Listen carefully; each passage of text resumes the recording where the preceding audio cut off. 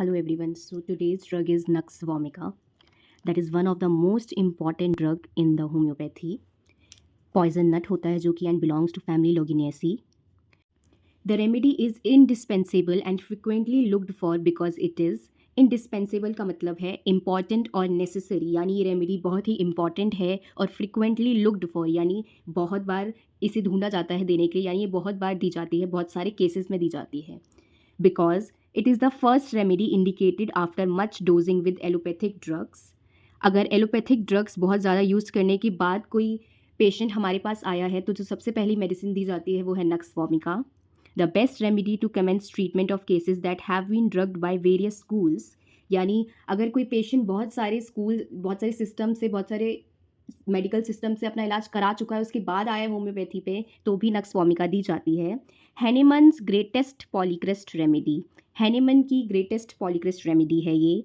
Polycrest यानी एक से ज़्यादा बहुत सारी डिजीज़ेज़ और बहुत सारी बीमारियों में काम आने वाली मेडिसिन. हैनीमन की ग्रेटेस्ट पॉलीक्रेस्ट रेमेडी कहते हैं इसे.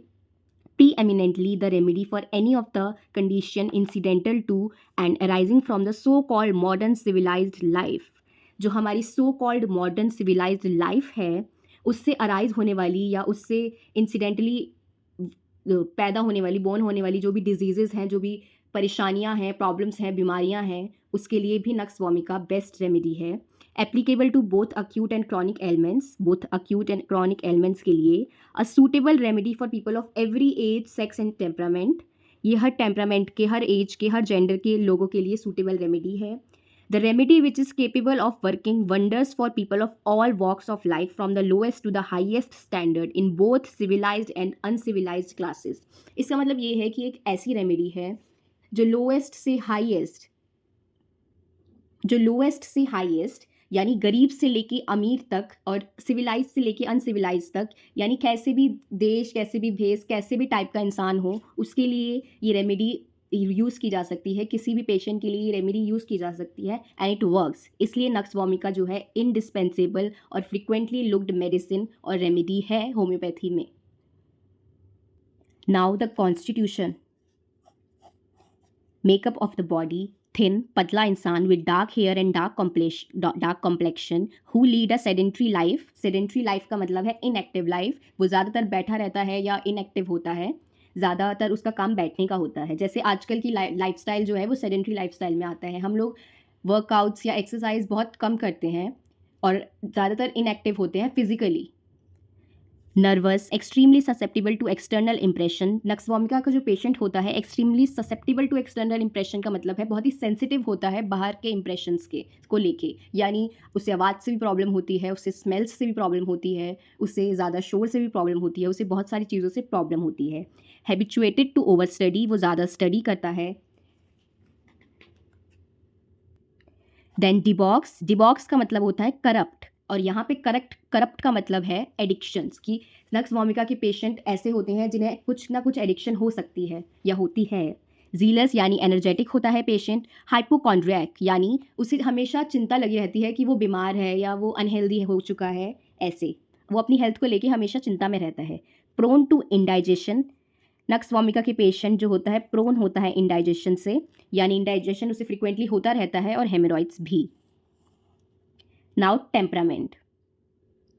बिलियस यानी नौशिया और वॉमिटिंग की प्रॉब्लम उसे रहती ही है. सैंग्वाइन यानी कि वो ऑप्टिमिस्टिक होता है, पॉजिटिव होता है. इरिटेबल, बहुत जल्दी इरिटेट हो जाता है, और वो इम्पेशेंट होता है. नक्स वोमिका के पेशेंट का temperament. Nux is chiefly successful with persons of an adherent character. Adherent का मतलब होता है स्ट्रॉन्ग कैरेक्टर. उसका जो कैरेक्टर होता है वो स्ट्रॉन्ग होता है, कॉन्फिडेंट होता है. ऑफ एन इरिटेबल टेम्परामेंट होता है उसका, impatient temperament. Dispose to anger, spite और डिसेप्शन, यानी उसे गुस्सा जल्दी आ जाता है, वो अनॉय जल्दी हो जाता है, और वो डिसेप्शन यानी धोखा दे सकता है, ऐसा हैनेमन का कहना है. Nux is chiefly successful with persons of an adherent character, of an irritable impatient temperament, dispose to anger, spite और deception, says Hahnemann. Nux vomica is a very chilly remedy. इसका पेशेंट बहुत ही chilli होता है, and it belongs to miasm sora. Now we will move on to the mental generals of nux vomica. Very particular, जो इसका patient होता है वो बहुत ही पर्टिकुलर होता है और केयरफुल होता है, बट वो इजीली एंगर्ड और एक्साइटेड हो जाता है। बहुत पर्टिकुलर होता है, जैसा कि हैनीमैन ने कहा कि एडेरेंट कैरेक्टर का, यानी कॉन्फिडेंट और एक स्ट्रॉन्ग कैरेक्टर का होता है इसका पेशेंट, बट वो इंक्लाइंड हो जाता है टू बिकम इजीली एक्साइटेड और एंगर्ड। इजीली एक्साइटेड या एंगर्ड हो जाता है वो। इरेसिबल यानी इजीली एंगर्ड, इजीली उसे गुस्सा आ जाता है। टेनेशियस यानी डिटरमाइंड, यानी दृढ़ निश्चय वाला होता है, वो उसे जो करना है वो करना चाहता, करना है जो वो उसे करना ही है। Now physical generals of nux vomica. Nux vomica का यूज़ हम बहुत सारी एडिक्शंस के लिए और जो आजकल जो प्रॉब्लम्स हैं, जो एडिक्शंस हैं, बैड हैबिट्स हैं, उनके लिए कर सकते हैं, उनसे होने वाली प्रॉब्लम्स के लिए कर सकते हैं, जैसे कि bad effects of coffee, tobacco, alcoholic stimulants, highly spiced food और seasoned food, over eating, mental over exertion, sedentary habits, loss of sleep, aromatic और patent medicine, sitting on cold stone specially in warm weather. इन सारी चीज़ों के लिए हम नक्स vomica का use कर सकते हैं। एडिक्शंस के लिए, मेंटल स्ट्रेस लेने की वजह से जो प्रॉब्लम्स होती हैं उसके लिए, सेडेंट्री हैबिट्स की वजह से लिए, सेडेंट्री हैबिट्स के लिए, हैबिट्स की वजह से होने वाली प्रॉब्लम्स के लिए, लॉस ऑफ स्लीप के लिए, over sensitive to external impressions. मैंने जैसे कि बताया था पहले भी कि नक्स वोमिका का पेशेंट जो है एक्सटर्नल इंप्रेशन से बहुत ही ओवर सेंसिटिव होता है। वो नॉइज़ नहीं बर्दाश्त कर पाता, वो स्मेल्स नहीं बर्दाश्त कर पाता, वो लाइट नहीं बर्दाश्त कर पाता, वो म्यूज़िक नहीं बर्दाश्त कर पाता, वो बहुत ही ओवर सेंसिटिव होता है बाहर की चीज़ों के को लेकर। जो उसके पेन्स होते हैं वो tingling, sticking, hard, aching, worse from motion and contact होते हैं। अगर वो मोशन में होता है या वो कांटेक्ट में होता है तो उसके पेन्स बढ़ जाते हैं। टेंडेंसी टू फेंट, बेहोश होने की टेंडेंसी होती है नक्स वोमिका के पेशेंट में, फ्रॉम ऑडोर्स यानी स्मेल से, मॉर्निंग में, खाने के बाद या फिर लेबर पेन के बाद। Can not keep from falling asleep in evening while sitting or reading hours before bedtime and awakes at 3 और 4 AM। यानी नक्स वोमिका का पेशेंट अपने आप को रोक नहीं पाता दोपहर में या शाम को सोने से, या तो बुक पढ़ने के बाद बेड टाइम से पहले, और वो उठ जाता है 3-4 बजे के करीब। Falls into a dreamy sleep at daybreak, daybreak में वो एक ड्रीमी स्लीप में चला जाता है, from which he is hard to arouse, जिससे उठने में उसे बहुत दिक्कत होती है, और अगर वो उठ जाता है तो वो बहुत टायर्ड और वीक फील करता है। Now individual symptoms. नोज़ में केटार यानी थिक लिक्विड जो होता है डिस्चार्ज, वो होता है। स्नफल्स ऑफ इन्फेंट्स, जैसे स्नफल आवाज़ निकालते हैं इन्फेंट सांस लेते वक्त, वैसे आवाज़ वाला उसे कोल्ड हो जाता है, जुकाम हो जाता है। कोराइजा यानी कोल्ड, जो कि ड्राई होता है नाइट में और फ्लुएंट होता है डे में, जिसका एग्रेवेशन वार्म रूम में होता है और कोल्ड एयर में जाने पर उसे आराम मिलता है। Now JIT system. इरक्टेशंस यानी बल्जिंग, यानी डकार आना। सार और बिटर डकार, खट्टी या फिर कड़वी डकारें आती हैं नक्स वोमिका के पेशेंट को। Nausea and vomiting every morning, हर रोज़ सुबह उसे नौशिया या वॉमिटिंग जैसी फीलिंग आती है या फिर हो जाती है। नौशिया उसका कांस्टेंट रहता है, खाने के बाद, मॉर्निंग में, स्मोकिंग के बाद या स्मोकिंग के टाइम उसका नौशिया कांस्टेंट रहता है। नौशिया का मतलब होता है उल्टी जैसा होना, लेकिन उल्टी का आना नहीं। स्टमक में उसे ऐसा फील होता है कि उसे प्रेशर एन आवर और 2 आवर आफ्टर ईटिंग, उसे प्रेशर फील होता है 1 घंटे या 2 घंटे के बाद, खाने के बाद, जैसे कोई स्टोन रख दिया उसके पेट में। पायरोसिस यानी इंडाइजेशन और एसिड इंडाइजेशन, जिसे हार्टबर्न भी कहते हैं। टाइटनेस, स्टमक में उसे एक टाइटनेस सी फील होती है जिसकी वजह से उसे अपने कपड़े भी ढीले करने पड़ते हैं। Must लूजन clothing. Sleepy after dinner के बाद वो स्लीपी हो जाता है नक्स वोमिका का patient.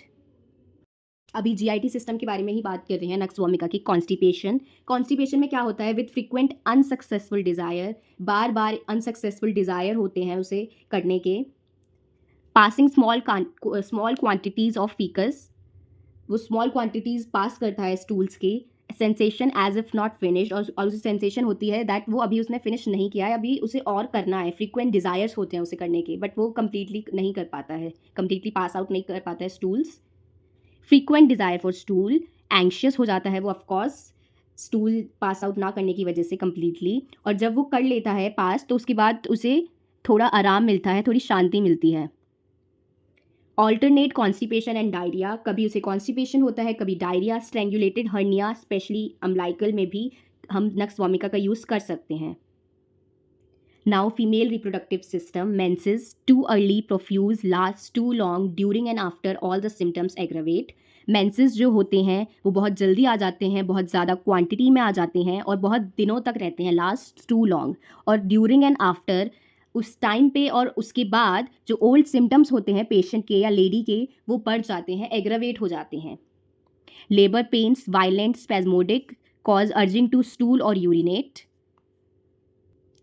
Now nervous system, convulsions with consciousness. Convulsions का मतलब होता है ट्रेम्बलिंग होती है, ऐसे कपकपाहट सी होती है बॉडी में, विथ कॉन्शियसनेस, जो एग्रावेट होती है एंगर से, इमोशंस से, टच से और मूव करने से. Now fever of nux वॉमिका, one of the most important, must be covered in every stage of fever. जो नक्स वॉमिका का पेशेंट है वो चाहता है कि वो कवर्ड रहे हर स्टेज में फीवर के. चिली ऑन लीस्ट मूवमेंट, थोड़ी सी भी मूवमेंट करने पे उसे ठंड लगने लग जाती है, या फिर फ्रॉम बीइंग अनकवर्ड, थोड़ी सी भी मूवमेंट से या फिर थोड़ी सी भी अनकवर होने से उसे ठंड लगने लग जाती है. और उसकी जो बॉडी होती है ग्रेट हीट में होती है, होल बॉडी बर्निंग हॉट, बहुत ज़्यादा गर्म होती है उसकी बॉडी पेशेंट की फीवर के टाइम. उसका फेस बहुत रेड और हॉट होता है. तब भी वो पेशेंट चाहता है कि वो कवर्ड रहे और वो ज़रा सा भी मूव ना करे. अगर वो मूव या कवर्ड नहीं रहता है, थोड़ा सा भी अनकवर्ड होता है या थोड़ा सा भी मूव करता है, तो उसे बहुत ठंड लगती है during fever. Now modalities of nux vomica. Aggravation होता है नक्स वॉमिका के पेशेंट को in the morning. As we know, morning में नोशिया, वॉमिटिंग, कॉन्स्टिपेशन जैसी चीज़ें हो सकती हैं. मेंटल एग्जर्शन से भी उससे एग्रवेशन होता है, उसकी प्रॉब्लम्स बढ़ती हैं. आफ्टर ईटिंग और ओवर ईटिंग, खाने के बाद या ज़्यादा खाने के बाद. टच से उसे प्रॉब्लम होती है. नॉइज़ से, कोल्ड एयर से. वेकिंग एट 4 AM, वो शाम को ही सो जाता है, इस वजह से वो जल्दी उठ जाता है सुबह 3 या 4 बजे. उसकी वजह से भी उसे एग्रावेशन होती है, उस टाइम भी उसकी प्रॉब्लम्स बढ़ जाती हैं. स्पाइसेस से, नारकोटिक्स से और ड्राई वेदर में उसकी प्रॉब्लम्स बढ़ जाती हैं. और अमिलियोरेशन यानी उसे आराम मिलता है इवनिंग में. वाइल एट रेस्ट, जब वो रेस्ट करता है, मूव नहीं कर रहा होता. लाइंग डाउन, जब वो ले डाउन हुआ होता है. और डैम्प वेदर में.